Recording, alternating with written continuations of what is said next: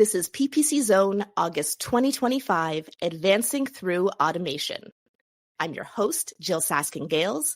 I use the pronouns she and her. I'm a Google Ads coach, an ex-Googler, and the founder of the Inside Google Ads course, podcast, and book. I created PPC Zone in 2022 to elevate new perspectives and insights in our industry. If you're watching rather than listening, you can see I have this very snazzy t-shirt on right now that shows that I am Team Automation all the way in Google Ads. This is one of 4 t-shirt designs you can now purchase from my merch store at jill.ca/merch, and all proceeds from shirt sales help us keep PPC Zone free and accessible to all. So after this live stream or after this recording, head on over to jyll.ca/merch to treat yourself to a little something Google Ads inspired.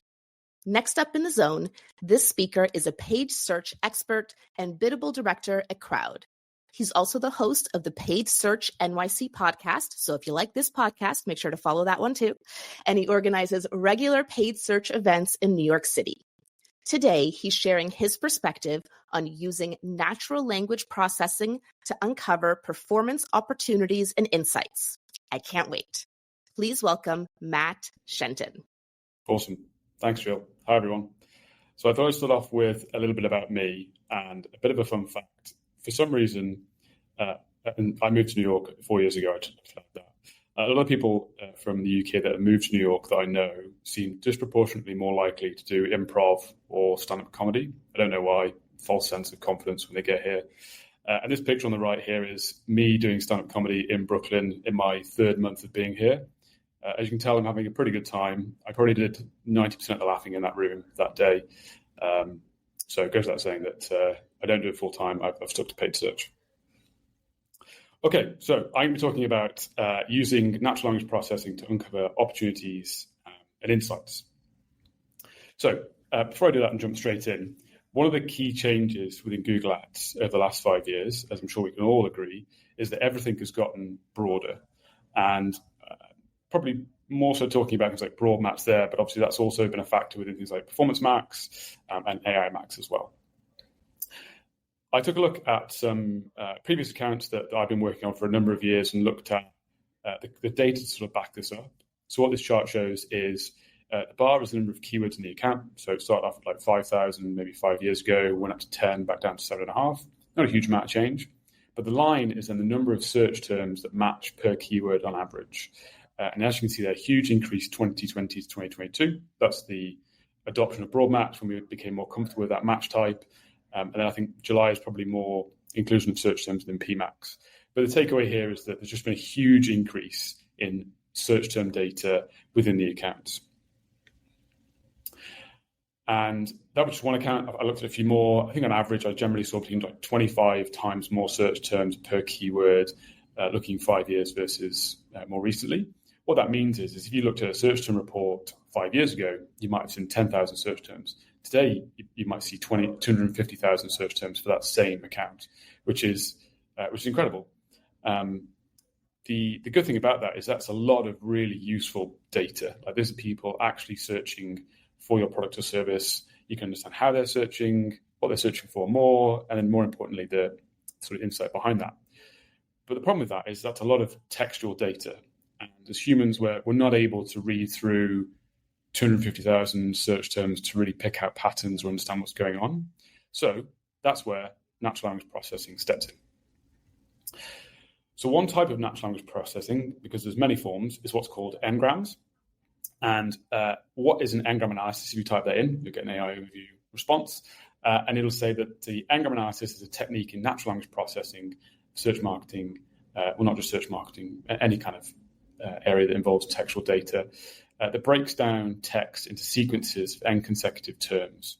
So it chunks a search term into 1, 2, 3, 4 word long n-grams. Let me show you what that looks like a bit more accurately. So let's take an example like I want to learn Photoshop. A 2-word n-gram would break this up into I want to learn Photoshop. So you're kind of moving one word along, but including 2 terms at a time. 3-word, I want to learn Photoshop. 4-word, start to get the idea, and then 5-word. Obviously, this is a 5-word term, so you just get one n-gram. So what we do through the Ngram analysis is repeat this process in the account. So you could take those 250,000 search terms, carry out this analysis, get all these Ngrams, which then means you probably end up with like 1 million plus Ngrams. Combine that with performance data, and you can start to get an idea of patterns for certain words and phrases. So I used Gemini to create some fake data for a fashion brand, Sunspell. So I went into Gemini, asked it to create sort of 1,000 terms, brand and non-brand, and then give me some random performance data, which it did. It looks the same, or I tried to get it to look the same as just a general search term report download from the account. So you've got campaign, ad group, match type, search term, performance data. What's the most important part is probably the search term and the performance data. And then what we can do is we can run an Ngram analysis on that using an Ngram script. Now, I have one that I use personally that I wrote. There are ones available on the internet. I think Nils Ruman, if you Google it, it's one of the first results. There's a number of different scripts out there, so they're relatively easy to find. You can even probably vibe code it these days, given access to those tools. So the output from using that script is this. So hopefully that is big enough to see, but let me break this down. First of all, you've got the Ngram itself. So that would be the terms, and then the Ngram lengths, whether it's 2, 3, or 4. You've then got what's called POS, or part of speech. And what that means is it basically tags each word based on its meaning or function. So noun, verb, etc. You've then got the frequency. So how many times does a particular word or phrase appear across that textual data set? And then the aggregated performance for that particular Ngram.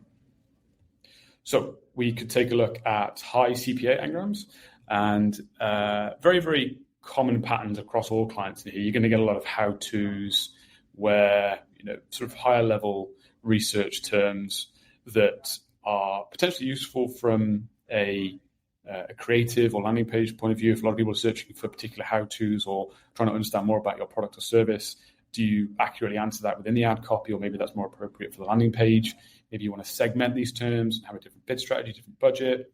I think in this example, again, this is fake data, but it did actually put in like sustainable terms. In this case, as an example, the CPAs were quite high, sorry. So perhaps in this particular case, the brand wasn't doing well from like a sustainability viewpoint.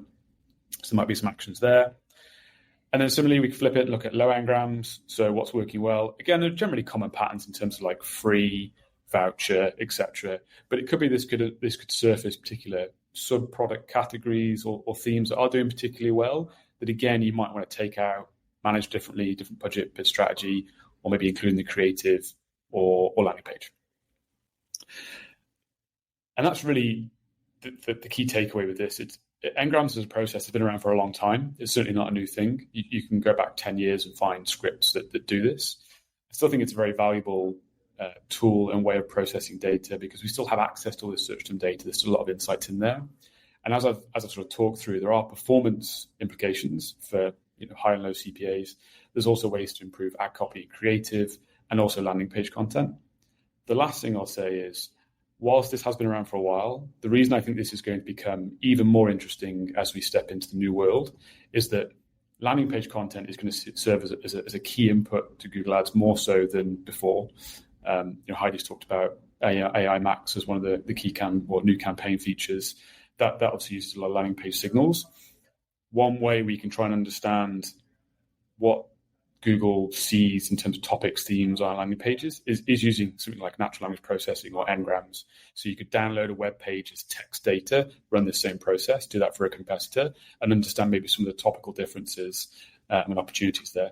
So natural language processing, even as we go into like this AI world, providing we have the textual data still, I think is still very useful as a technique to uncover insights.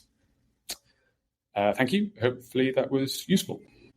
Thank you so much, Matt, for sharing your unique perspective and insights with us in the Zone. If you'd like to connect with Matt, you can find him on LinkedIn, Matt Shenton, and you can also look up the Paid Search NYC podcast. Our next event will be on October 1st, 2025 at 10 a.m. Pacific, 1 p.m. Eastern. If you would like to apply to speak at an upcoming event, you can do so on our website at ppc.zone. I'm your host, Jill Saskin-Gales. You can follow me on LinkedIn to stay up to date on future events. And you can buy your very own Google Ads Inspire t-shirt like mine, if you so please, at jill.ca/merch. Thank you for supporting our mission to elevate new perspectives and insights in our industry. I look forward to seeing you next time in the zone.